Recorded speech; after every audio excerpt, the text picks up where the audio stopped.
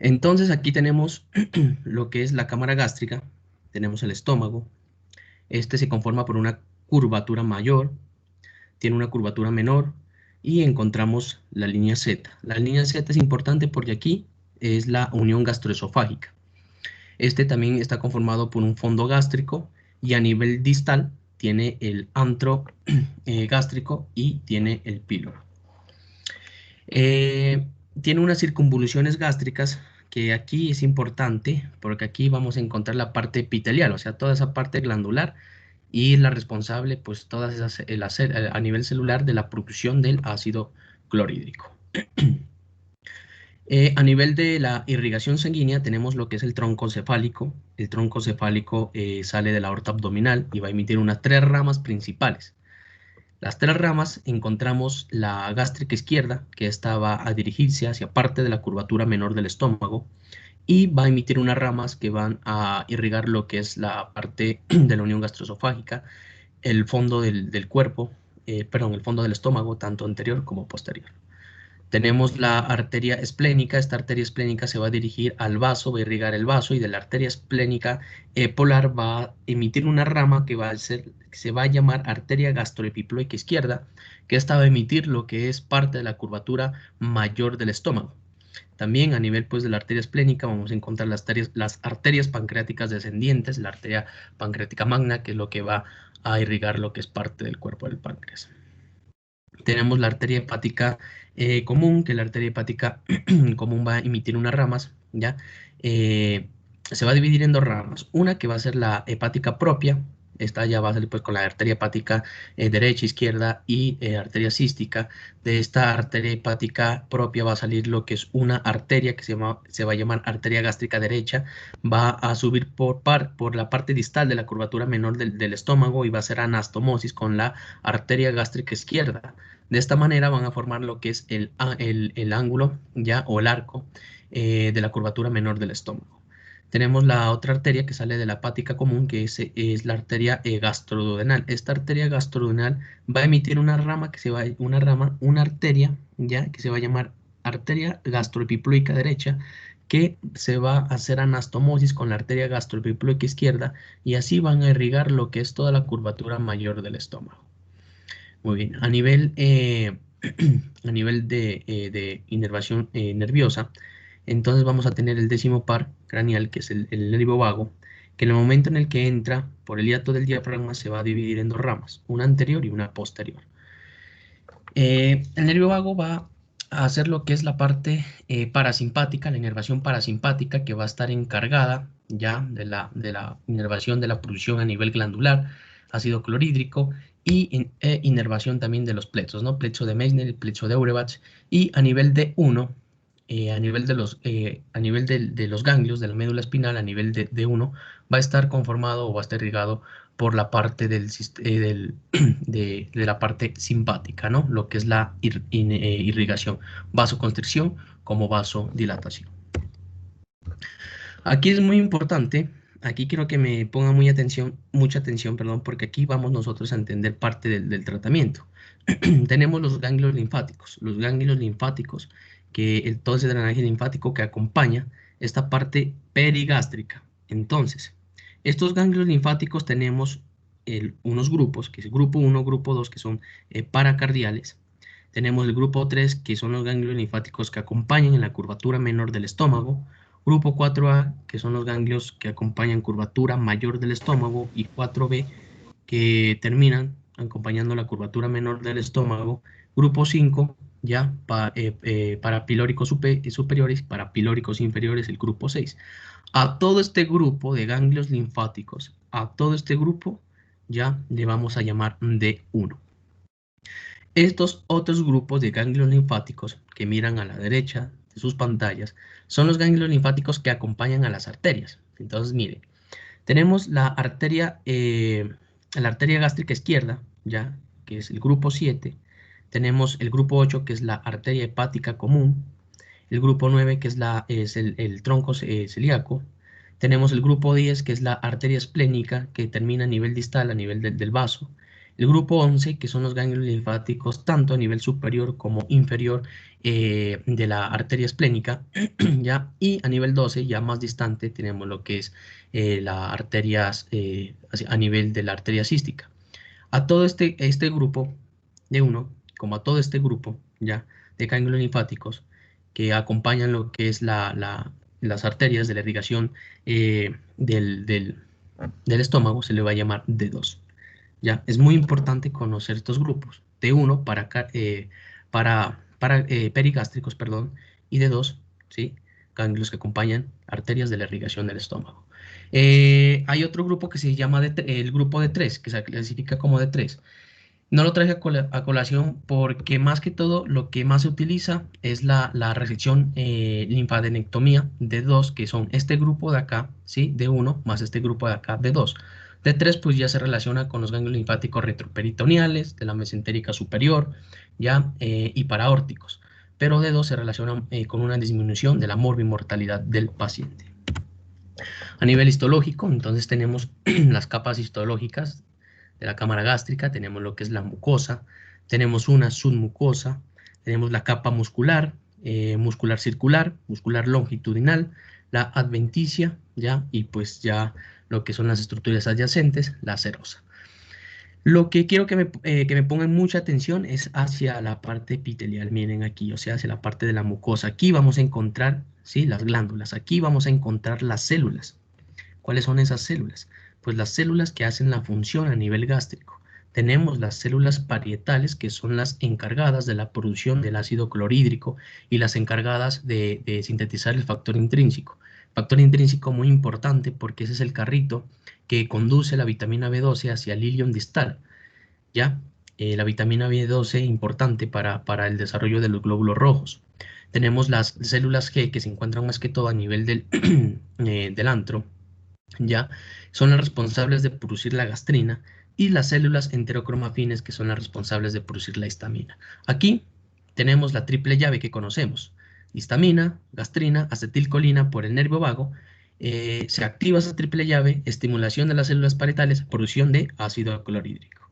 Tenemos las células principales, que son las células que producen la pepsina. La pepsina es muy importante porque esta es la encargada es una proteasa que desnaturaliza las proteínas, ya las convierte en aminoácidos para una mejor absorción. Y tenemos las otras células que trabajan ya para equilibrar la funcionalidad de estas otras, que son las células gástricas y las células epiteliales. Estas son las responsables de producir lo que es el moco y producir lo que es el bicarbonato. Muy bien, ya hemos hablado de las generalidades, ahora sí nos vamos a entrar a hablar lo que es cáncer gástrico. Cáncer gástrico tenemos estos tres tipos de cánceres que son los más característicos. Tenemos el tumor del estroma gastrointestinal, responsable pues de esas células del marcapasos, que son las células de Ramón y Cajal. Tenemos el linfoma que se da en un 4% y el adenocarcinoma gástrico que se da en un 95%, que es el cual nosotros en esta noche vamos a centrar nuestra charla. Entonces, cuando nosotros hablamos de un adenocarcinoma, nosotros nos vamos a referir a un tumor epitelial, a un tumor de las células de la cámara gástrica, o sea, de esas células que yo acabé de hablar anteriormente. Vamos a hablar un poco de epidemiología. Esta epidemiología que la saqué de la Sociedad Americana de Cáncer, Globocan, que es un proyecto que estudia los tipos más comunes de cáncer a nivel mundial. ¿Qué fue lo que hizo? Tomó 185 países y de esos 185 países sacó los 36 tipos de cánceres más comunes. Entonces, para el año 2018, los nuevos casos de cáncer gástrico fueron 1.033.701, de los cuales 783.000 fueron muertes. ¿Qué pasa? Esto lo ubicó al cáncer gástrico como el quinto cáncer más común a nivel mundial y como la tercera causa de muerte por cáncer, ¿ya? El cáncer gástrico. Las tasas son 2 veces más altas en el género masculino que en el género femenino. Entonces, como pueden mirar a sus pantallas, al lado derecho, el diagrama en torta, vamos a mirar para el género femenino. Esto ya es en porcentaje a nivel mundial. Entonces, miren que en 9.5 millones de casos nuevos de todos los cánceres, el porcentaje de cáncer de estómago fue de un 7.2. y de 5.4 millones de muertes, el porcentaje a nivel mundial de todos los cánceres para el cáncer de estómago fue de 9.5 para el género masculino. Para el género femenino, tenemos los casos nuevos en cáncer de estómago de un 4.1% y en los casos de muerte a nivel mundial con un 6.5%. También tenemos algunos factores ya a nivel epidemiológico, como el Helicobacter pylori, que se asocia con un 70 al 90% de producir, ¿no?, cáncer gástrico, aunque más adelante vamos a hablar de que solamente la bacteria no llega a producir cáncer gástrico, tiene que estar asociada pues con otros factores de riesgo que hacen que se intensifique el proceso de fisiopatología, que lo vamos a hablar más adelante. Algunas tasas también elevadas, como en el Asia Oriental, por ejemplo, Japón y Mongolia tienen las tasas más elevadas a nivel mundial, y algunos sectores a nivel del occidente, como Colombia, lo que es nuestro departamento de Nariño. Colombia Médica, miren que nos habla que hubo un estudio desde 1998 hasta el 2012, ¿sí? Hubo un estudio de cáncer, en donde a nivel nacional, por cada 100.000 habitantes, 8.9, casi 9 personas tienen tumores malignos. Pero en la ciudad de Pasto, únicamente para cáncer gástrico, durante todo este periodo de tiempo, 23 personas por cada 100.000 habitantes tenían cáncer gástrico. Entonces, abajo tienen unos diagramas de barra que los vamos a explicar. Miren que aquí la incidencia año, ya desde 1998 hasta 2012, la edad en el momento del diagnóstico. Lo vamos a coger desde los 60 a los 65 años, que fueron más o menos 150 personas, ¿ya? Tuvieron 60, 65 años cuando fueron diagnosticados con cáncer, ¿sí?, por cada 600 personas. Y en este otro lado, ya tenemos la edad en el momento de la muerte, que lo volvemos a coger desde los 60 a los 65 años, que fueron más o menos 50 personas que se murieron, ya, por cada 400 personas, para tener una idea de que es alta la incidencia de cáncer aquí en nuestro departamento. La fisiopatología. La fisiopatología se la da la culpabilidad a esta bacteria gram negativa, que es el Helicobacter pylori. Aunque algunos estudios nos hablan de que por sí sola la bacteria no llega a causar un cáncer gástrico, tiene que estar asociada a factores, especialmente a factores de hábito de vida, ya, las cuales hacen que se intensifique este proceso inflamatorio que vamos a hablar ahorita. Entonces miren que esta bacteria tiene 5 factores de virulencia. Tiene una isla patogénica, una proteína citotóxica. La isla patogénica es la parte principal de esta bacteria. La proteína citotóxica pues es la proteína principal, que es la causante del desarrollo del cáncer. Una vacuola citotóxica, una membrana externa y el péptido glicano. Entonces, la bacteria va a llegar a la mucosa gastrointestinal. Una vez llega a la mucosa, se ancla, hace un anclaje, y ese anclaje es debido por el péptido glicano. Y una vez hace el anclaje, esa isla patogénica que está de color azul, que la pueden mirar en sus pantallas, va a producir lo que es ya la proteína citotóxica, que está de color amarillo. Esta proteína citotóxica se va a adentrar a las células epiteliales, o sea, a nivel celular, dentro ya del estómago. Y esto lo que va a hacer es que va a dañar el triangulito azul, es el factor nuclear Kb. ¿Qué va a hacer? Lo va a alterar. El factor nuclear Kb es sí muy importante, porque este es el que me modula esa transcripción celular para que se dé de manera excelente la codificación de los genes. Entonces, si hay una alteración ya en ese factor nuclear Kb, este va a empezar a dañar esa transcripción y se va a empezar a alterar y se va a empezar a codificar unos genes ya, los cuales van a que se den unas señales, ¿sí? Y esas señales van a hacer que se sobreexpresen los factores de inflamación. Y estos factores de inflamación es el factor de necrosis tumoral, la interleuquina 1, la interleuquina 6, la interleuquina 8, el factor de crecimiento vascular, metaloproteinasas de matriz, y se va a activar las vías de las ciclooxigenasas. A todo este proceso se le va a llamar microambiente circular del tumor. ese microambiente circular de tumor, que es una inflamación crónica, ya se va, valga la redundancia, pues a cronificar, y esto va a causar que se empiece a dañar esa pared gástrica, o sea, esa pared epitelial, esa pared celular. ¿Qué va a ocasionar esto? Va a ocasionar que el factor de necrosis tumoral, junto con esta óxido nítrico sintetasa, que la vía de la ciclooxigenasa 2 hace que el óxido nítrico lo convierta en óxido nítrico sintetasa, y estos son nocivos para el ADN, lo cual esto va a entrar a la célula y va a dañar el ADN. ¿Cómo lo va a dañar el ADN? Pues estos van a activar un factor que se va a llamar activador de transcripción 3. Y ese activador de transcripción 3 va a dañar nada más y nada menos que el P53. Entonces, el P53 es el guardián de nuestro genoma, ¿cierto? Este es el que permite que esa duplicación de célula a célula del ADN se dé correctamente y que la transcripción genética y de algunos genes se den de manera adecuada. Si este está dañado, entonces se va a expresar un gen que va a ser maligno. ¿Y cuál es ese gen? El gen TLR2. Este gen TLR2 va a hacer que se inhiba las células dendríticas, perdón, o sea que va a ser una de las maneras que va a inhibir el sistema inmune. A la vez va a inhibir lo que es la apoptosis y con esto se va a dar una proliferación inadecuada celular. Y a su vez ese factor de crecimiento vascular va a empezar a hacer una angiogénesis celular, lo cual se va a formar lo que son esas células cancerígenas y vamos a avanzar a lo que llamamos el cáncer. En resumen, toda esta fisiopatología que acabé de nombrar la miramos aquí resumidita y conocida como la cascada de Pelayo-Correa. Miren que tenemos una gastritis crónica que en pocas palabras es una inflamación que se cronifica, ¿ya? Es ese microambiente circular de tumor, que esto avanza a una gastritis atrófica, o sea, más susceptibilidad celular, un cambio de epitelio que me lleva a una metaplasia, una proliferación inadecuada, una displasia, esto me lleva a un cáncer y el cáncer me avanza a metástasis. Tenemos la otra parte, que es el nivel genético.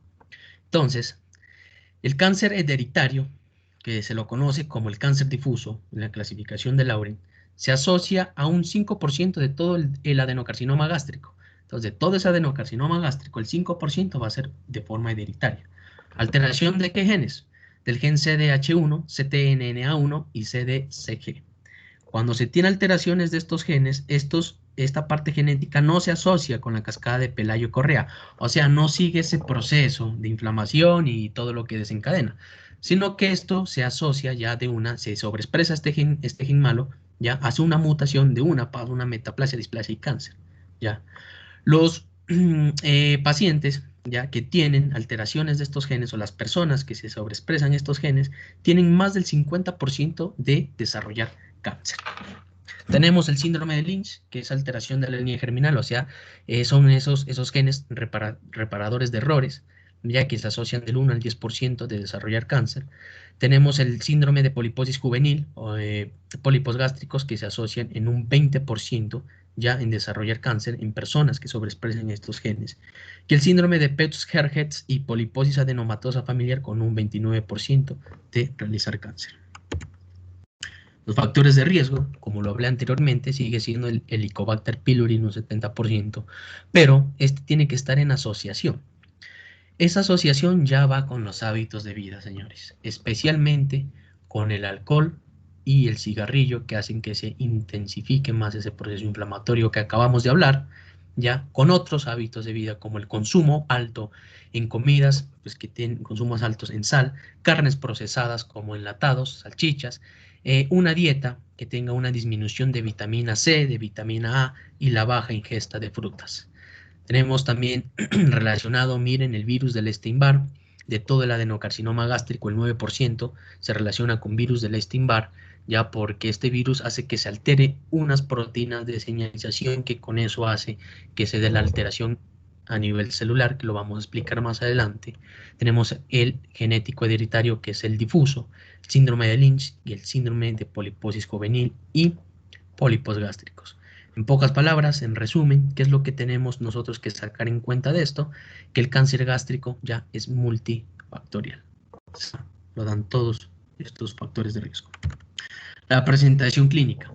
La presentación clínica es muy importante. ¿Por qué? ¿Yo qué tengo que tener en cuenta en la presentación clínica? La presentación clínica yo tengo que tener que cuando a mí me llega el paciente, tengo que mirar, bueno, ¿es un cáncer temprano o es un cáncer avanzado? ¿Por qué tengo que tener en cuenta esto? Porque el estadio temprano, ya, el paciente siempre es asintomático. O sea, el 50% de estos pacientes, cuando llegan a presentar síntomas, el 50% ya está en un estadio avanzado. Y de ese 50%, el 70 al 80% ya presenta una afectación ganglionar, o sea, ya presentan ya el cáncer, una metástasis, ya, un cáncer ya locorregional. Entonces, ¿qué tenemos que tener en cuenta? Los síntomas más característicos son esas gastritis recurrentes que tienen esos pacientes y esos dolores característicos de úlcera péptica y dispepsia. En algunos casos tienen saciedad precoz y vómito, pero tenemos que hacer énfasis en esto.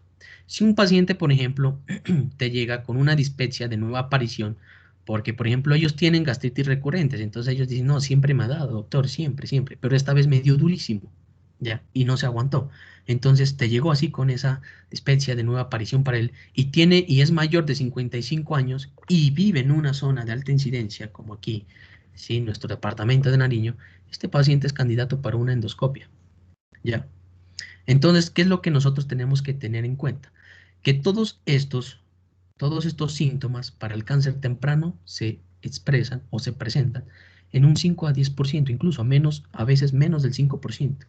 Y para el cáncer avanzado, ya en un 20 a 30%. Entonces, nosotros, ¿qué es lo que tenemos que hacer? Como se dice popularmente, pues meterle como malicia ya a los signos del paciente para tener en cuenta hacer rápido una endoscopia, rápido un tamizaje ya y alcanzar pues a llegar al paciente a un cáncer temprano.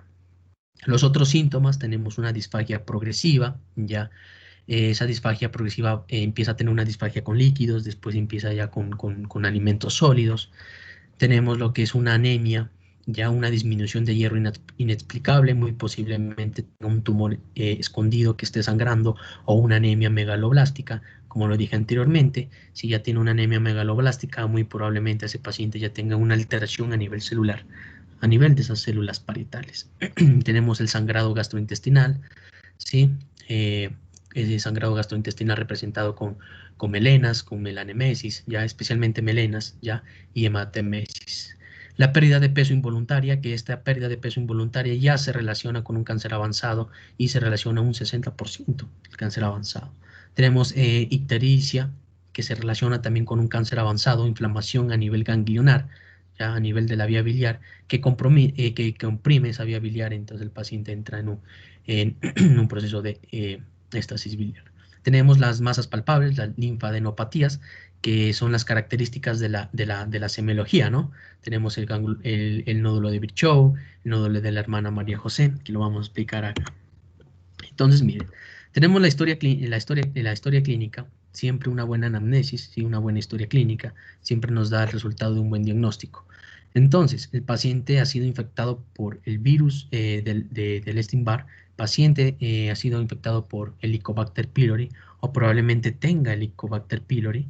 Miramos los antecedentes, ya antecedentes hereditarios, la edad del paciente mayor de 55 años, hábitos alimenticios inadecuados, más encima fuma, ya toma alcohol, vive en una zona de alta incidencia, entonces pacientes candidatos para endoscopia. Si a la parte semiológica tenemos lo que es el nódulo de Virchow, que es un nódulo en la fosa clavicular izquierda mayor de 1 centímetro, que estos ya no representan cáncer avanzado, especialmente metástasis. El nódulo de la hermana María José, que es un nódulo a nivel del ombligo, y el anaquel rectal de Bloomer, que ya es en la palpación rectal hacia el sáculo de Douglas, tocamos lo que son nodulaciones, ya que muy probablemente se relaciona con un cáncer de diseminación peritoneal. Diagnóstico. El diagnóstico clínico se basa en estos 4 pilares fundamentales que nosotros tenemos aquí. Estos 4 pilares fundamentales tenemos los síntomas clínicos, la historia clínica que lo dije anteriormente, ya colocarle como esa atención al paciente, ya esos síntomas clínicos característicos y tenemos la endoscopia. La endoscopia es importante porque esta nos permite mirar qué tipo de lesión es. ¿Está ulcerada? ¿No está ulcerada? Nos permite mirar esos bordes. Nos permite también mirar la localización. ¿Está en la unión gastroesofágica? ¿Está en el fondo, en el cuerpo o está a nivel distal? También nos permite mirar cómo están los márgenes, ¿ya? Y esto nos da una clasificación que la vamos a nombrar más adelante. Nosotros con la clasificación ya de la endoscopia nos podemos estar guiando, ¿ya? A qué un probable diagnóstico ya de ese paciente. Y tenemos, pues a nivel microscópico, tenemos la biopsia. Y esta biopsia también nos da una clasificación que nos permite determinar qué tipo de cáncer es. Por último, tenemos el TAC con contraste, el cual nos permite mirar ese paciente, el avance del cáncer a nivel locorregional, nos permite estadificarlo y así nos permite preparar un tratamiento para aquel paciente. Entonces empezamos pues con las clasificaciones. La clasificación de Sheward, entonces se clasifica en 3. Tipo 1, miren la línea Z aquí, la unión gastroesofágica. El tipo 1 va desde 1 centímetro hacia arriba, de 1 a 5, ya, tipo 1. El tipo 2 va desde la unión gastroesofágica de 1 centímetro hacia arriba a 2 centímetros hacia abajo. Y el tipo 3 va desde los 2 centímetros, perdón, hacia abajo, de la unión gastroesofágica hasta los 5 centímetros. Esta clasificación es importante porque nos permite a nosotros diferenciar y descartar si el tumor hace parte de la unión gastroesofágica, si el tumor hace parte de la parte distal del esófago o si el tumor está por fuera, ¿sí?, de esa clasificación y un tumor hace parte de la cámara gástrica. Porque si el tumor estuviera dentro de esa unión gastroesofágica, ya el tratamiento y todo sería distinto. ¿Listo? Entonces esta nos permite a nosotros mirar si el tumor se encuentra, ¿sí?, hace parte realmente de la cámara gástrica. Tenemos pues la ecografía endoscópica, que se hace algunos tamizajes en algunas zonas del mundo que cuentan pues con esta tecnología, como por ejemplo en el Japón. Tenemos lo que es la ecografía, la endoscopia por ecografía, entonces se mete la endoscopia y junto con esta va una sonda ecográfica y la sonda ecográfica manda unas ondas de sonido y esas ondas abren y podemos visualizar lo que son las capas a nivel gástrico. Entonces esto más que todo, esta clasificación más que todo se la hace para el cáncer incipiente, o sea, para el cáncer T1A y T1B. Esto se lo ha clasificado en 3 grupos, ¿sí?, en 3 tipos. Esta es la clasificación japonesa. Entonces miren, el tipo 1 solamente compromete la mucosa, ¿ya?, y protuye. El tipo 2A compromete la mucosa y es una parte superficial elevada.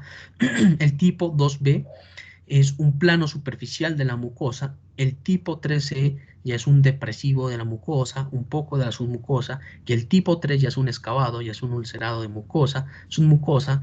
Más que todo ya se relaciona con un cáncer de 1B, que muy posiblemente el 20% ya tiene compromiso ganglionar. Entonces esta clasificación japonesa ya es para el cáncer incipiente. Esto nos permite tener una mejor planificación terapéutica, que en este caso sería la resección endoscópica. Tenemos la clasificación de Borman, que es la más conocida. Lastimosamente, esta clasificación es para el cáncer pues ya avanzado, ¿no? Se clasifica en 4 grupos. Miren, tenemos el tipo 1, que es una masa, ¿ya? El tipo 2, que es un ulcerativo, acá en el fondo lo miramos el ulcerativo. El tipo 3 ya es un infiltrante ulceroso. Y el tipo 4 ya es un difuso infiltrante, el famoso escirroso, la famosa linitis plástica, que de acá, el tipo 4, ya se relaciona con un cáncer difuso, ¿ya? Y el tipo 3 ya se clasifique, se considera que es un cáncer de tipo intestinal. Entonces miren que únicamente con la clasificación endoscópica nosotros nos podemos guiar ya a un posible diagnóstico de este paciente. Tenemos la clasificación molecular, que fue un artículo de la NICH, ya un artículo publicado por el Atlas del Genoma del Cáncer, que es un proyecto que se quiere conocer realmente cómo está conformado ya toda esa parte del genoma, ya de esa alteración de cáncer. Entonces, mira, hablando únicamente del cáncer gástrico, lo han dividido en 4 subtipos. Entonces tenemos el tipo del virus del Epstein-Barr, ya que tiene una mutación a nivel del gen PIK3CA, que codifica para una proteína que se llama fosfatidilinisol bifosfato 3 quinasa. Esta proteína es la encargada del crecimiento, proliferación, metabolismo celular. Si hay una mutación, obviamente va a haber alteración de esa proteína de señalización y por ende va a haber alteración celular. Además, hay sobreexpresión del ligando 1, ya de muerte prolongada, que ese ligando 1 de muerte prolongada es el responsable de inhibir los linfocitos T cuando hay alguna célula cancerígena. Entonces hay una sobreexpresión, se inhibe los linfocitos T, ya entonces esa respuesta inmune a células tumorales no se da y por ende pues se da el mal desarrollo ya a nivel celular. Esta clasificación del virus del Epstein-Barr, este cáncer más que todo se relaciona con el cuerpo y el fondo del estómago. Tenemos la otra clasificación que es la inestabilidad de microsatélites. Esta inestabilidad de microsatélites esta es la que más muta, es una hipermutación. O sea, ¿cómo se hace?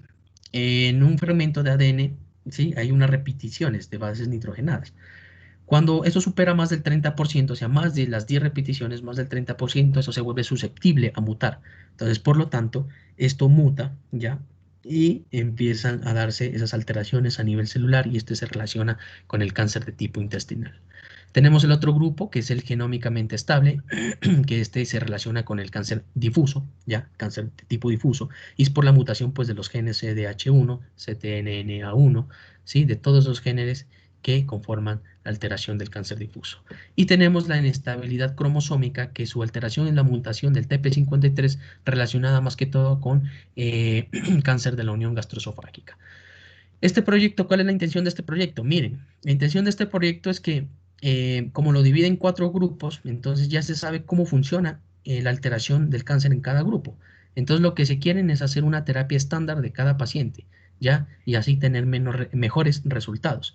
¿Qué es lo que pasa? Todavía sigue en estudio, todavía no se la utiliza en la práctica clínica, pero muy probablemente de aquí en algunos años nosotros ya tengamos de pronto una clasificación molecular a nivel del cáncer gástrico. Lo que se conoce a nivel molecular ya es la expresión del HER2. Entonces tenemos el factor de crecimiento epidérmico humano, que este es el que regula esa proliferación, esa diferenciación, ya y esa supervivencia celular.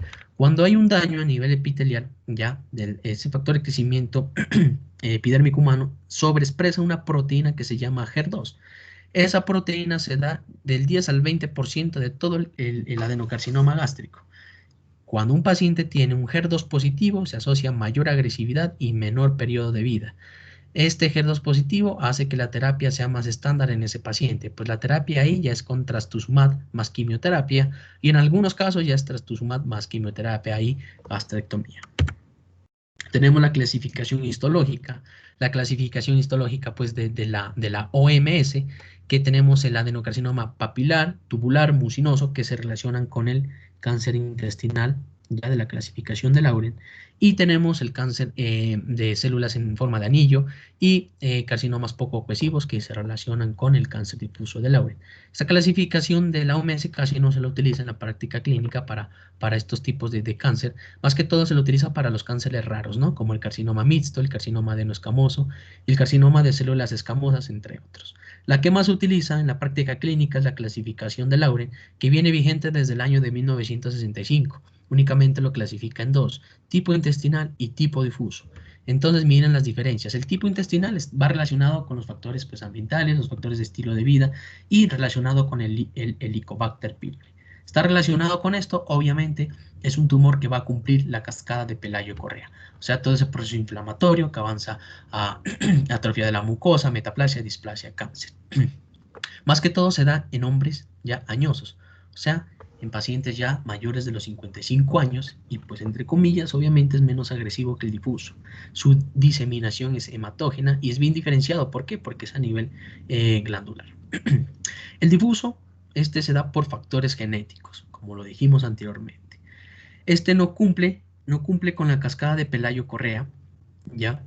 Pues obviamente se da por factores genéticos o expresión de un gen alterado y de una pues se va a lo que es una displasia.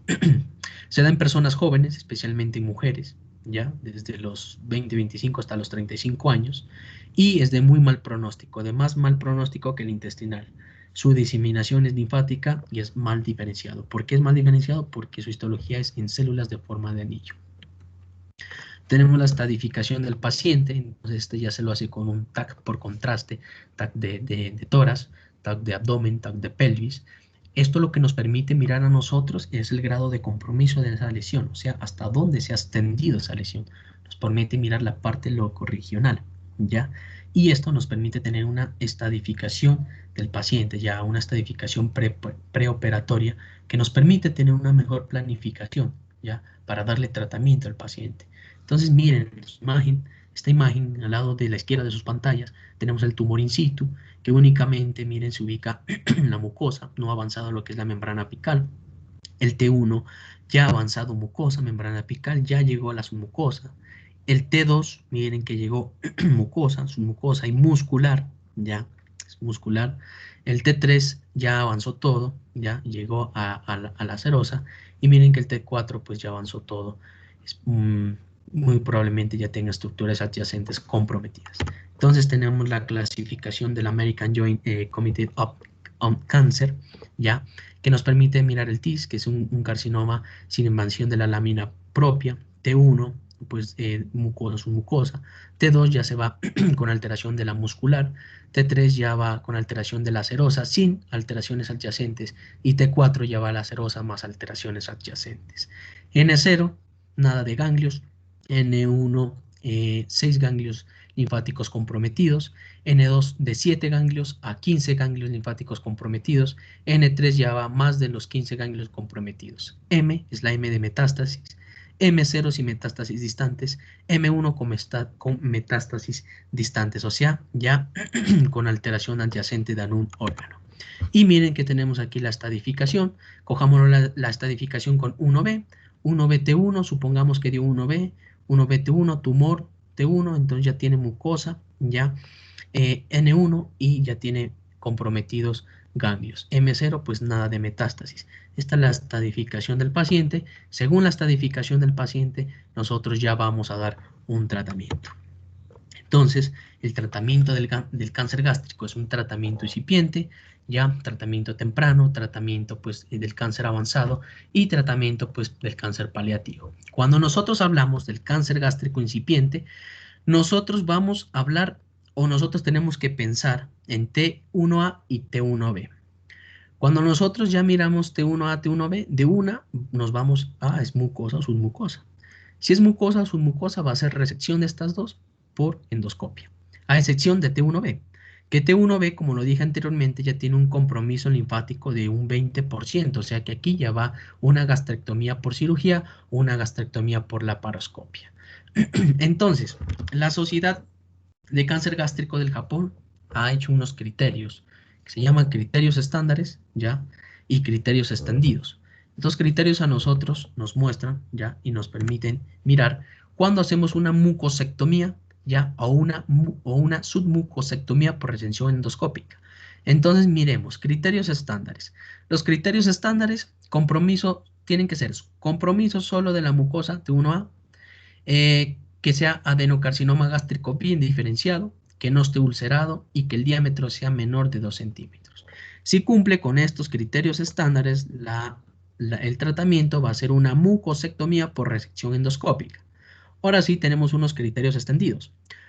Los criterios extendidos, ¿qué es lo que nos habla? Compromiso solo de la mucosa T1A, el tumor puede ser diferenciado pero que no sea ulcerado y puede ser mayor de 2 centímetros, o que sea diferenciado, ulcerado, pero menos de 3 centímetros, o que sea indiferenciado, no ulcerado, pero que sea menos de 2 centímetros.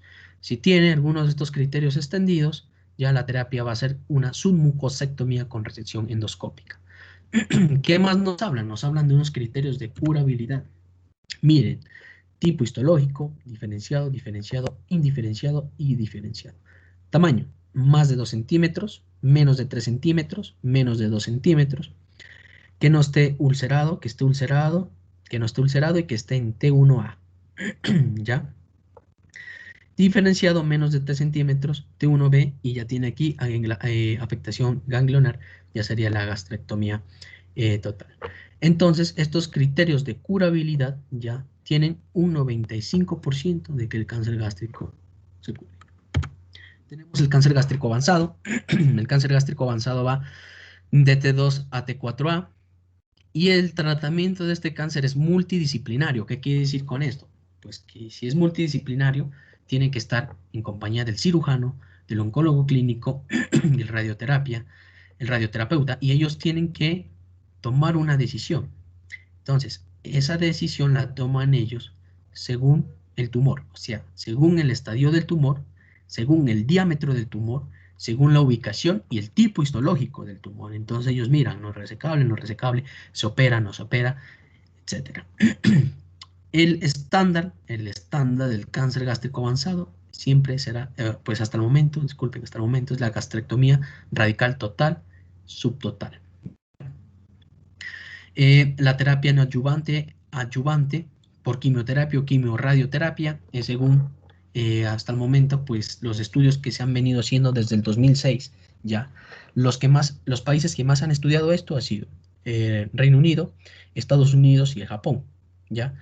Ellos han hecho estudios de la neoadyuvancia junto con la adyuvancia y hasta el momento todos dos tratamientos han llegado a resultados similares en los pacientes, ya de una supervivencia de un 23% solo con cirugía, de un 20 o 23% solo con cirugía, ya versus a un 33% ya cirugía más terapia neoadyuvante o adyuvante, que eso se asocia a una extensión de vida de 3 a 5 años del paciente. Entonces, ¿qué pasa?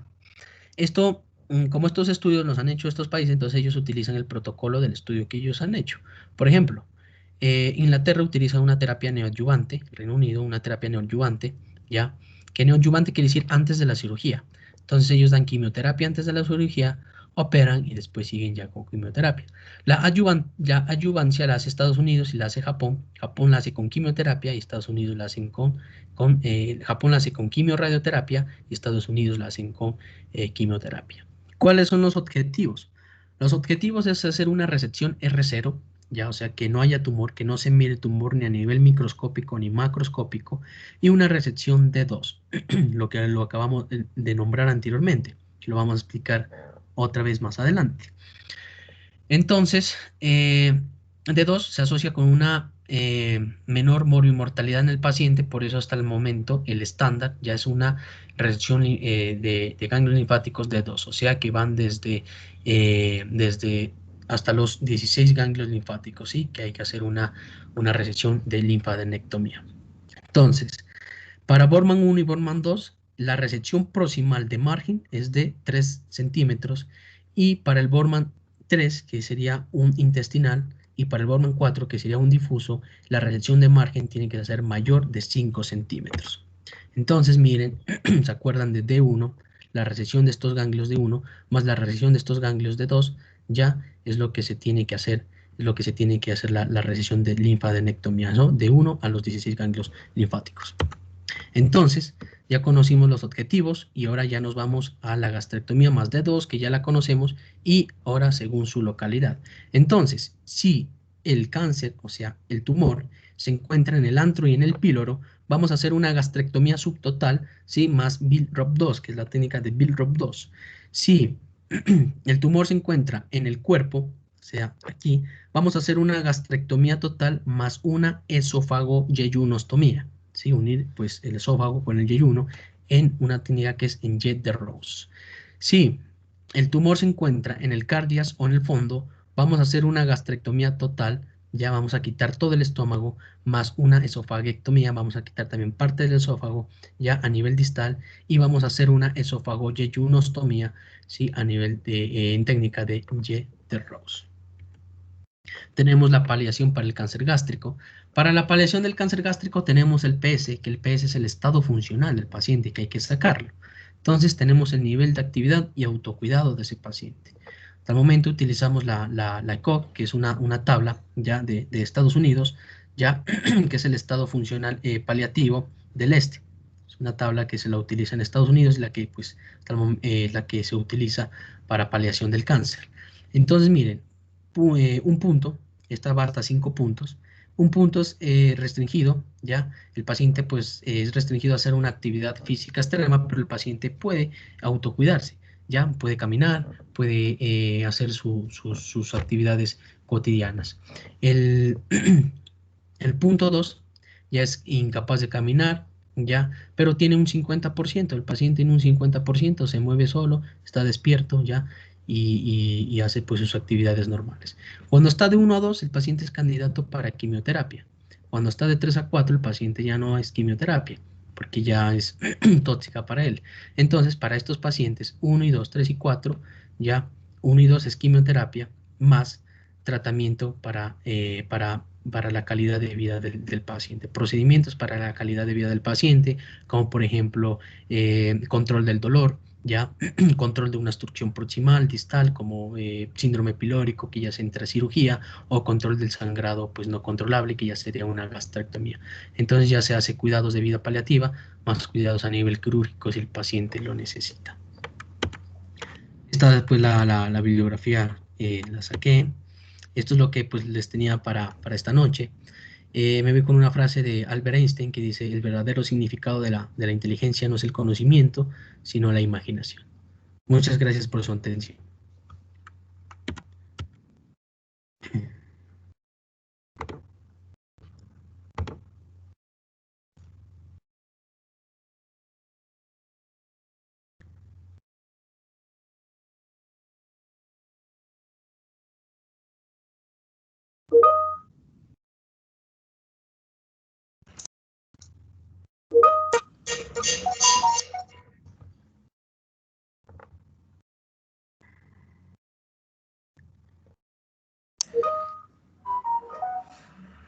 Bueno, buenas noches. El día de hoy también nos acompaña Alejandra Jaramillo Dávila. Ella es estudiante de sexto semestre y nos presentará un caso clínico de cáncer gástrico. Como hicimos la ponencia del día de ayer y tomándonos un poco de atrevimiento con Alejandra, queríamos escuchar si existe alguna pregunta, inquietud o alguna apreciación por parte de nuestros invitados, de nuestros miembros adjuntos, de nuestros miembros activos y muy especialmente de nuestros profesores.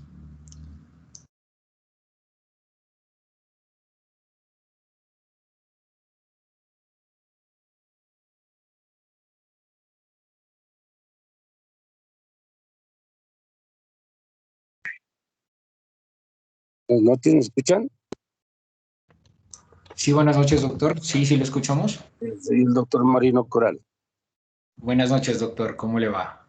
Bien, felicitarlos por este tipo de actividades que me parecen muy propositivas para motivar la participación y ampliación conceptual de muchos temas a los cuales yo he estado un poco atento en algunas circunstancias.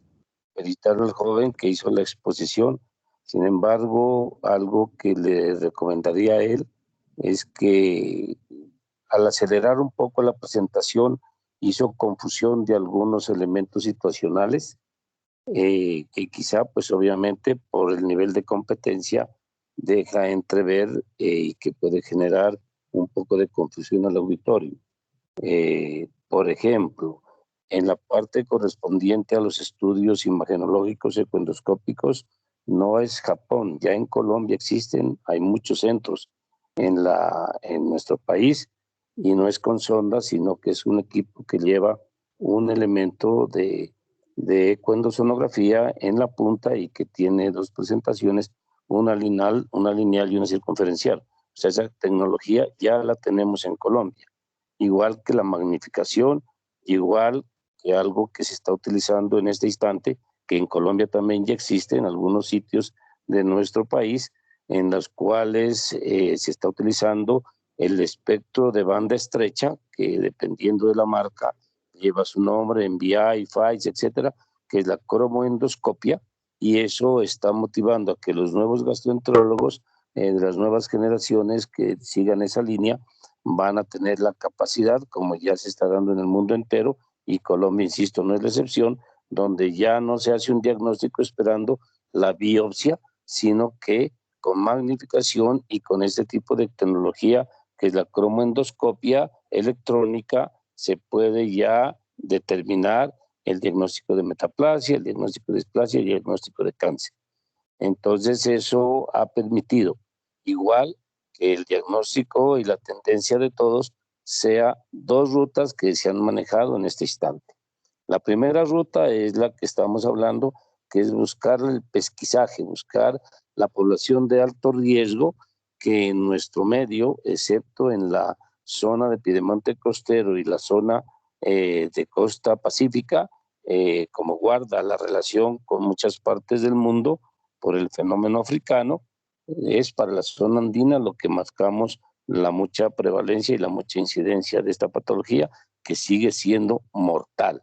Entonces, bajo ese orden, la línea de trabajo que se está generando, y en nuestro medio también ya se empezaron a manejar esas líneas de investigación, es la pertinente y la conducente a tratar de buscar unos, lo que se ha llamado en este instante, las biopsias líquidas, que quizá va a ser el futuro y que tiene que ver mucho con el desarrollo y lo que describió el joven sobre la parte de las pruebas moleculares y demás.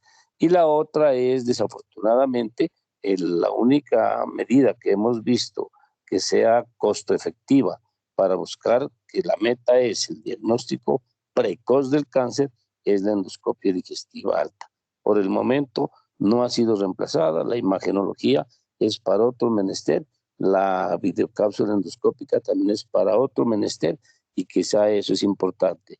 En la parte de técnica quirúrgica, quizá lo que siempre les he comentado a los estudiantes que han tenido oportunidad de rotar conmigo, básicamente usted tiene dos opciones en cáncer. La una es paliación y la una es curación.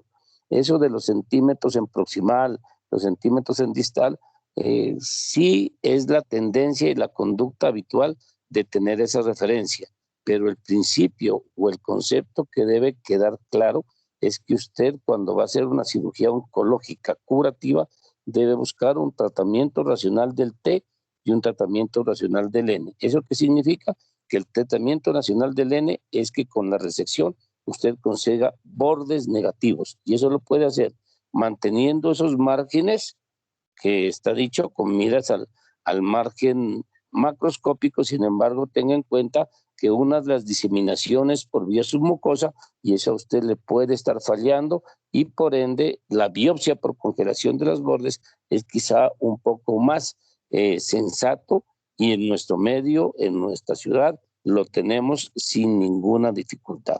Y el manejo del N es lo que el joven también trató de esclarecerlo, y es casualmente las barreras, los niveles están categorizados. Yo soy poco amigo del D1 y del D2. ¿Por qué soy poco amigo? Porque si ustedes tienen un cáncer pilórico y si ustedes tienen en referencia el grupo ganglionar 1, que es el paracardial derecho, o el 2, el paracardial izquierdo, si ustedes le ponen un poquito de lógica, el distanciamiento de ese tumor y esos ganglios ya viene a ser casi a constituirse en una segunda barrera. Y a la inversa, en un cardial, si ustedes toman un 5 que es suprapilórico o un 6 que es infrapilórico, también vienen a constituir casi una segunda barrera. Lo importante y el criterio, ¿cuál es? Bordes negativos para manejo T y una barrera, un nivel de resección por encima del nivel comprometido. Entonces, en eso, si ustedes están haciendo un R0 y un manejo racional, erradicando toda la masa tumoral en un momento dado. Por otro lado, la úlcera no es malignización. El cáncer se presenta ulcerado, que es otro criterio.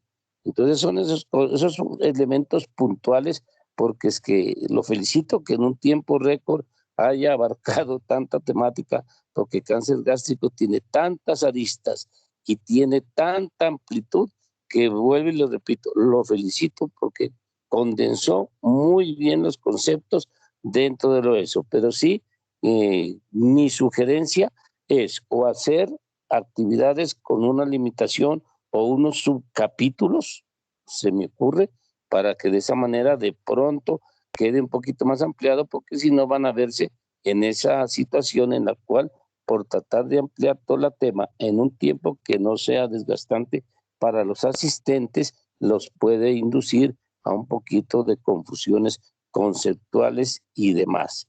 La resección mucosa, la mucosectomía y la disección por endoscopia también se está haciendo acá en Colombia, y ya hay varios centros de referencia con unos resultados altamente satisfactorios. Entonces, eso era quizá lo que quería comentarles. Muchas gracias por darme la oportunidad. No, profe, muchas gracias a usted por su apreciación. Muchas gracias, profe. Muchas gracias, doctor Marino, por su apreciación. Como les dije al inicio, vamos a continuar con un caso clínico que nos lo preparó la estudiante Alejandra Jaramillo y después vamos a continuar con el resto de apreciaciones que tengan y las preguntas que recuerden que las pueden seguir dejando en el chat. ¿Listo? Muchas gracias.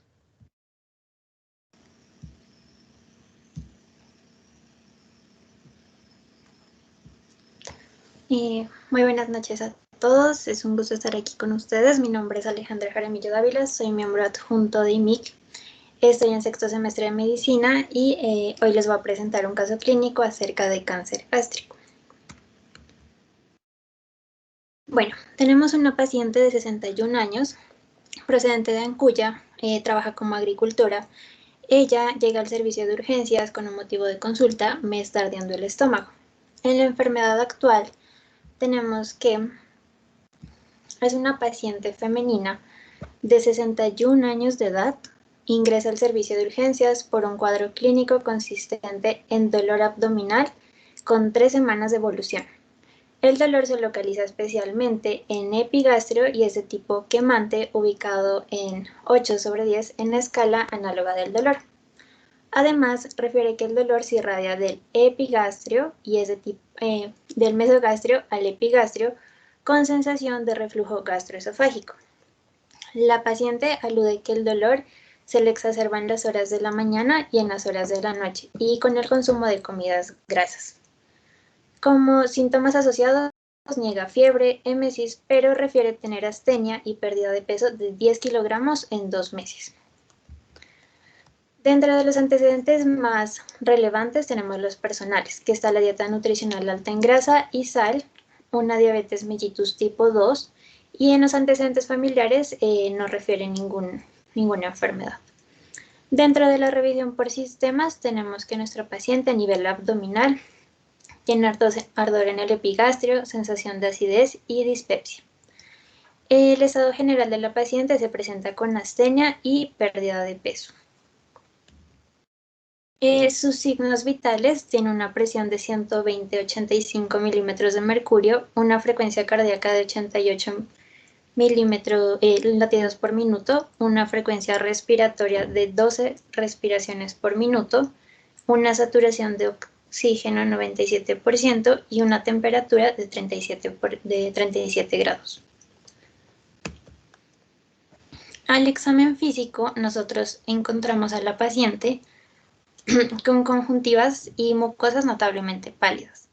A la auscultación abdominal, los borborismos normales, una percusión timpánica, el abdomen depresible, perdón, voy a poner el puntero. Ya. Una percusión timpánica, un abdomen depresible, sin presencia de masa a la palpación superficial, pero con dolor en el epigastrio y mesogastrio a la palpación profunda. En sí, nuestra paciente está en una condición general con astenia, caquexia, pero orientada en tiempo, lugar y persona y hemodinámicamente estable. Bueno, para ver qué es nuestro paso a seguir con esta paciente, recordemos que tenemos una historia clínica en la que tenemos una paciente de 61 años, es decir, nuestra paciente ya es añosa, tiene una sintomatología clínica reciente de 3 semanas de evolución. Tiene epigastralgia tipo quemante que nos hace sospechar de que ella tiene una gastritis crónica instaurada por la sensación de reflujo gastroesofágico.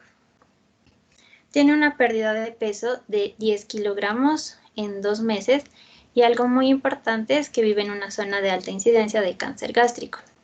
Por eso, como una sospecha de diagnóstico presuntivo, tenemos que puede ser un cáncer gástrico avanzado. Para eso, nosotros a continuación pedimos unos paraclínicos, los cuales vamos a pedir un hemograma por hemoclasificación, un TP y un TPT, BUN y creatinina, una endoscopia de vías digestivas altas, biopsia y un TAC con contraste. En el reporte del laboratorio clínico vamos a tener que los glóbulos rojos están normales, tenemos una hemoglobina disminuida, un hematocrito normal, un volumen corpuscular medio que nos hace referencia a que hay una macrocítico, una hemoglobina corpuscular media también aumentada, hipercrómica, unos reticulocitos al 2%, lo que nos hace, pues lo que nos permite conocer que la alteración de la paciente no es central, sino es periférica. El ancho de distribución de glóbulos rojos es normal, las plaquetas son normales, la concentración de hierro es normal, la capacidad total de unión de hierro es normal, la transferrina es normal, la ferritina normal. Aquí tenemos que la vitamina B12 está disminuida. Para mirar por qué la vitamina B12 está disminuida, pedimos lo que es los anticuerpos con factor intrínseco, los cuales son positivos. Por ende, mediante este laboratorio tenemos como un diagnóstico de una anemia megaloblástica y el factor intrínseco, al ser positivo, nos hace pensar que hay una alteración en las células parietales. Entonces, en la endoscopia y biopsia que dijimos anteriormente que le íbamos a pedir, nos reportan que es un diagnóstico de adenocarcinoma Bormann 3 con una clasificación de Lauren intestinal ubicado en la curvatura menor del estómago. Un tumor que comprende la subserosa con clasificación T3. El resultado de la inmunohistoquímica fue HER2 negativo. Para mirar lo que es, para mirar si tenemos un compromiso locorregional, lo que pedimos es un TAC de abdomen, una tomografía computarizada con contraste. Aquí en este TAC solo se evidencia un engrosamiento inespecífico del pliegue gástrico, que es en esta flecha blanca donde se identifica, pero no hay una evidencia de compromiso metastásico, tanto ganglionar, ni óseo, ni de vísceras adyacentes. Al no encontrar algún compromiso locorregional, vamos a pedir un PET, que es una tomografía por emisión de positrones. En esta tomografía por emisión de positrones no se evidenció ningún compromiso metastásico, lo cual da un diagnóstico de un adenocarcinoma gástrico en estadio 2A. Entonces, tenemos que un T3, es decir, que el tumor ya está invadiendo subserosa, un N0 que no hay compromiso ganglionar y M0 que no hay metástasis. Pero nuestro tumor es un tumor en estadio 2A localmente avanzado. Para tratar a nuestra paciente, vamos a hacer, tenemos como un inicio con vitamina B2 intravenosa y reemplazo de hierro, con el fin de que ella mejore sus síntomas. Aparte, un periodo posoperatorio con 40 miligramos de omeprazol oral 2 veces al día, cianocobalamina oral de 1000 nanogramos, y nuestra paciente fue dada de alta del hospital, pero fue remitida a oncología con el fin de que le trataran el cáncer. Por último, el tratamiento para tratar el cáncer de nuestro paciente fue una neoadyuvancia con régimen FLOT. Entonces se le proporcionó oxaliplatino, leucoborina, docetacel, fluorouracilo para tratar su adenocarcinoma gástrico avanzado, seguido de una gastrectomía total más una esofagoyoyunostomía en Y de Rose con linfadenectomía de 2. Finalmente, la paciente no se beneficia de trastuzumab porque recordemos que su inmunohistoquímica salió HER2 negativo. Eso sería todo. Gracias por su atención.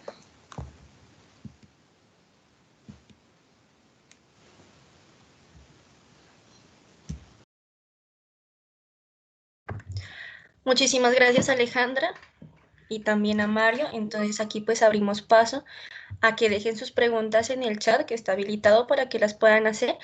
O si alguno de ustedes quiere hacer alguna intervención, algún comentario, pues bienvenido es. Este es el momento, pueden activar sus micrófonos y pedir la palabra.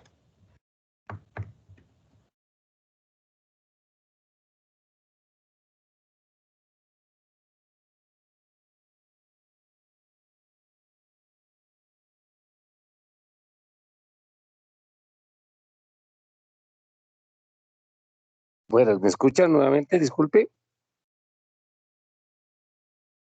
¿Aló, me escuchan? Sí, doctor. Sí, bueno, aquí me cabe la pena resaltar lo siguiente. Casualmente, dentro de las cosas que de pronto en el comentario anterior me metí, el joven que tuvo a bien presentar el tema hablaba de un B2 como alternativa en el cáncer gástrico. El B2 definitivamente es una conducta la menos indicada en cáncer gástrico porque cuando usted hace una cirugía curativa y el B2, que es una gastroyejunostomía después de haber hecho una antrectomía, no le excluye el baño, por decirlo de esa manera, o el reflujo biliar hacia el remanente gástrico. Y está confirmado que uno de los factores de recidiva y de reaparición de nuevo en cáncer gástrico, de muñón gástrico como cosa sana, es la permanente contacto de esta mucosa con el reflujo biliar. Por eso es que cualquier técnica que pretenda hacer curación, no paliación, definitivamente tiene que ser con técnica de Jaeger-Roux, sea gastrectomía subtotal o sea gastrectomía total. Eso es importante. Me llama la atención que en el posoperatorio a la paciente le hayan dejado bloqueador de bomba, teniendo en consideración que en toda gastrectomía, subtotal o total, usualmente en la técnica quirúrgica implica una vagotomía troncular. Y al hacer una vagotomía troncular, ustedes en la fisiología que le explicaron muy correcta y muy ampliamente, están haciendo una hipoacidez al hacer la vagotomía. Entonces, pienso, en mi opinión personal, que ese bloqueador de bomba, ese IBP, en el postoperatorio no le veo ninguna utilidad, sinceramente.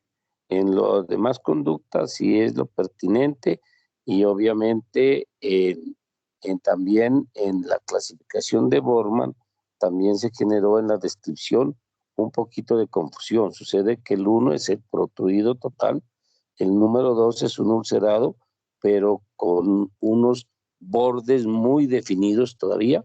El 3 es un ulcerado, pero con un borde imperceptible. El grado 4 es la linitis plástica, es un infiltrado total. Y hoy por hoy, no hoy por hoy, sino se están tratando de manejar dos conceptos, que en lo personal yo cada vez lo veo como sano, que se empezara a manejar endoscópicamente un Borman 5. ¿Y por qué un Borman 5? Porque a veces uno entra con endoscopia y no encuentra una miscelánea, encuentra ulceraciones, encuentra indefinido, encuentra áreas necróticas, etcétera, que no cabe dentro de la determinación descriptiva clásica de la clasificación de Borman. Al igual que ya hay muchos proponentes de que el N3 se lo empezara a manejar ya como un M1, porque ya son bastante distantes. Por lo demás, los felicito, el caso es un caso bueno, desafortunadamente no es el mejor. En los casos ideales, y quisiera dejarles como mensaje, es que ayuden a preconizar y trabajen en función. Ustedes son jóvenes con una expectativa y un área de investigación y potencial de investigación bastante alta hacia buscar y pesquisaje del carcinoma gástrico temprano y ojalá fuera el intramucoso.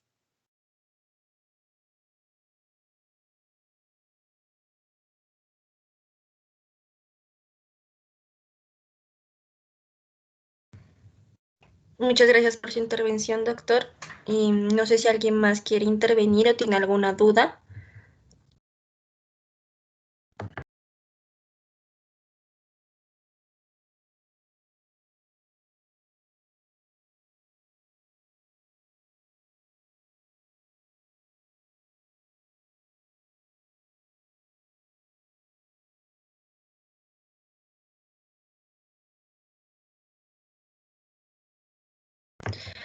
Muy bien, en vista de que no hay ninguna duda de ninguno de los participantes,